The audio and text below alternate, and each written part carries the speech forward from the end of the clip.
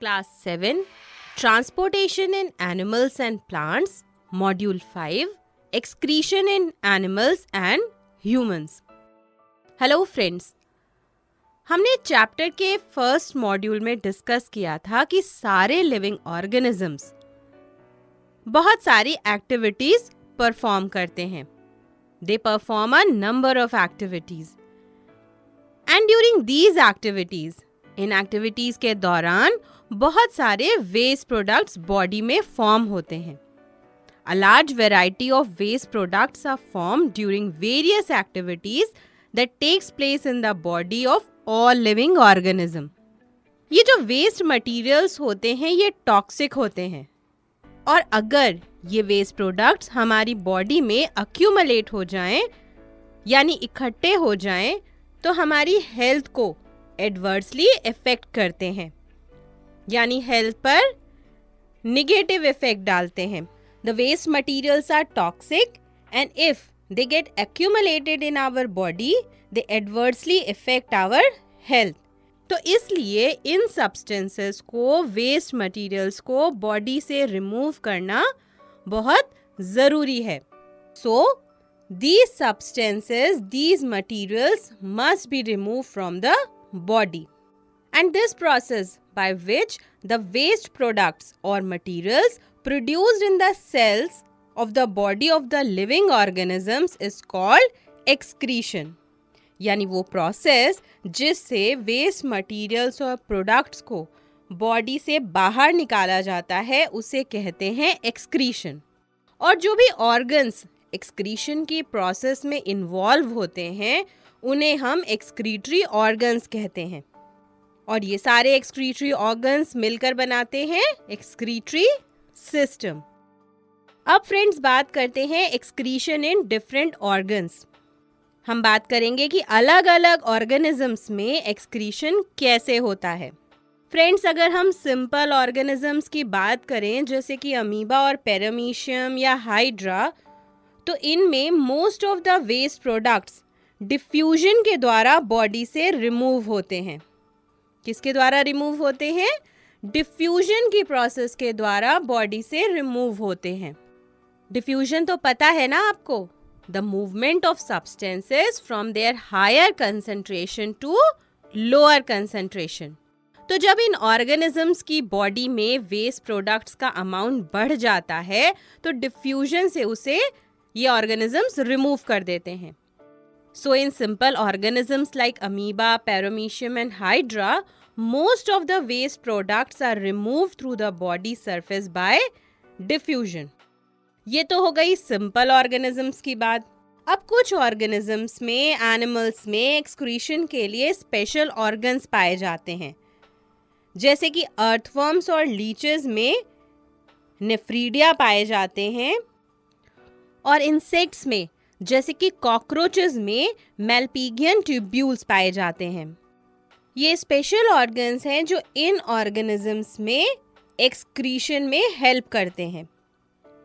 और वर्टिब्रेट्स यानी वो एनिमल्स जिनमें बैकबोन प्रेजेंट होती है, वर्टिब्रल कॉलम प्रेजेंट होता है. तो वर्टिब्रेट्स में एक्सक्रीशन के लिए कौन से ऑर्गन्स पाए जाते हैं? Kidneys. So in some organisms like amoeba, paramecium and hydra, the waste products are removed through the body surface by diffusion.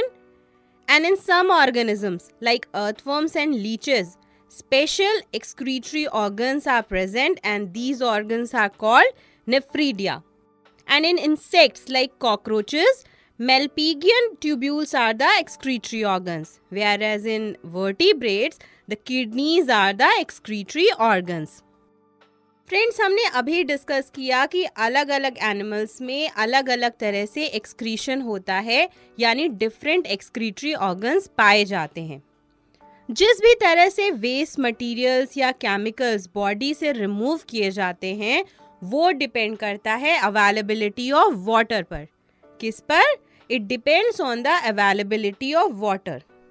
जो एक्वेटिक एनिमल्स होते हैं, यानी कि वो एनिमल्स जो पानी में रहते हैं, जैसे कि फिशेस अमोनिया एक्सक्रीट करती हैं और अमोनिया डायरेक्टली वाटर में डिसॉल्व हो जाता है। कुछ लैंड एनिमल्स यानी वो एनिमल्स जो लैंड पर रहते हैं, जैसे कि बर्ड्स और रेप्टाइल्स, लिजर्ड्स और स्नेक्स, ये सेमी सॉलिड वेस्ट एक्सक्रीट करते हैं, जैसे कि uric acid. So aquatic animals like fishes, they excrete ammonia, and some land animals like birds and reptiles like lizards and snakes, they excrete semi-solid uric acid. And in humans, the major excretory product is urea. Humans में major excretory product है urea. अब बात करते हैं excretion in humans की. Friends, humans में body में various activities में various waste products form होते हैं. और ये वेस्ट प्रोडक्ट्स कौन कौन से हैं? जैसे कि undigested food, carbon dioxide, excess water, urea और कुछ सॉल्ट्स। ये अलग अलग वेस्ट प्रोडक्ट्स या मटेरियल्स जो बॉडी में फॉर्म होते हैं, इनको बॉडी से रिमूव करने के लिए हमारी बॉडी में, ह्यूमन बॉडी में स्पेशलाइज्ड ऑर्गन्स होते हैं. Human body has specialized organs for the removal of various waste products formed in the body. And these organs are large intestine, lungs, skin and kidneys. और ये organs कौन कौन से हैं? ये organs हैं large intestine, lungs, skin और kidneys. Friends, हमने न्यूट्रिशन इन एनिमल्स चैप्टर में पढ़ा था कि अनडाइजेस्टेड फूड लार्ज इंटेस्टाइन में चला जाता है. लार्ज इंटेस्टाइन में वाटर का एब्जॉर्प्शन होता है और फीसेस फॉर्म होते हैं. और ये अनडाइजेस्टेड फूड यानी वेस्ट मटेरियल फीसेस के फॉर्म में बॉडी से रिमूव हो जाता है थ्रू द एनस. समझ आया ना आपको? The undigested food is removed from the large intestine and expelled out of the body through the anus in the form of feces. और फ्रेंड्स, हमने रेस्पिरेशन के चैप्टर में ये भी पढ़ा था कि रेस्पिरेशन की प्रोसेस के दौरान जब बॉडी में फूड का ब्रेकडाउन होता है, ऑक्सीडेशन होता है, तो एनर्जी के साथ साथ कार्बन डाइऑक्साइड भी प्रोड्यूस होता है.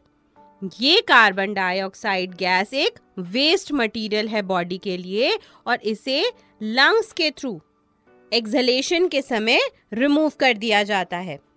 So the carbon dioxide that is produced during the process of respiration is removed by the lungs during the process of exhalation.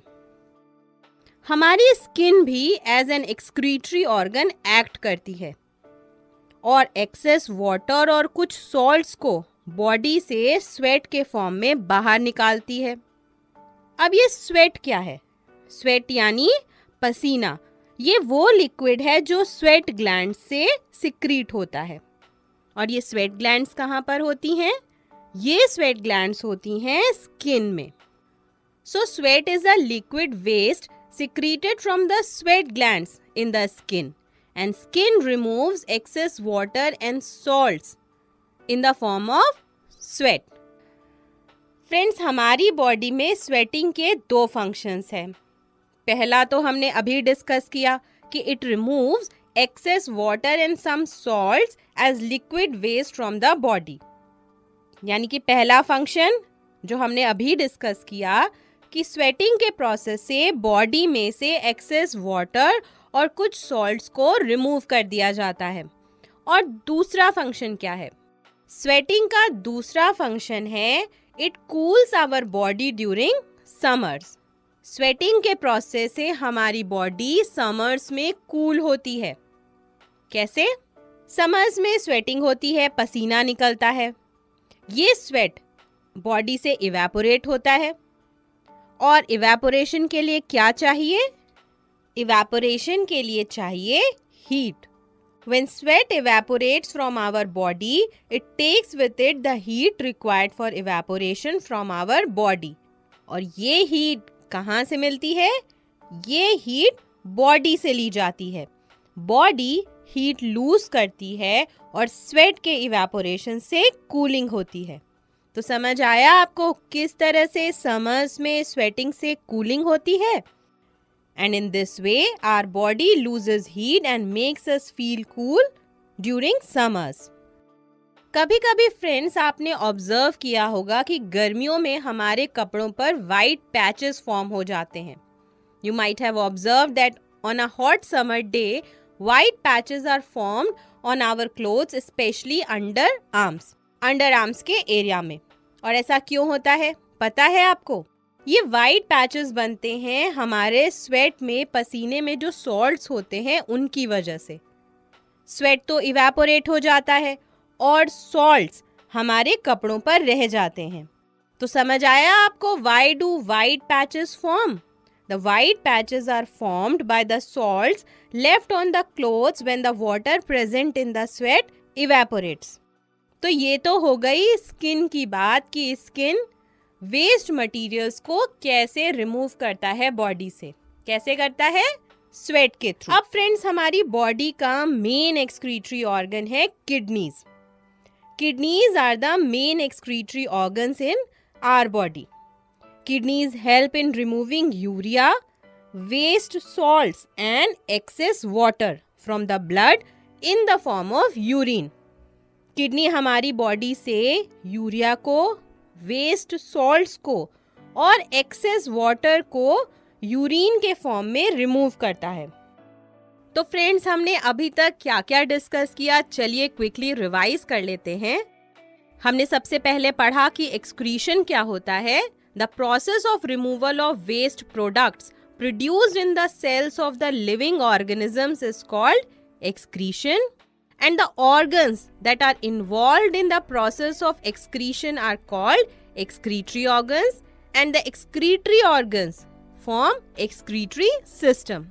उसके बाद हमने समझा था कि different animals में different ways में excretion होता है। There are different ways of excretion in different animals. In amoeba, paramecium and hydra, simple animals, excretion takes place through the body surface by diffusion. In some organisms like earthworms and leeches, excretion takes place by nephridia. Nephridia are special excretory organs.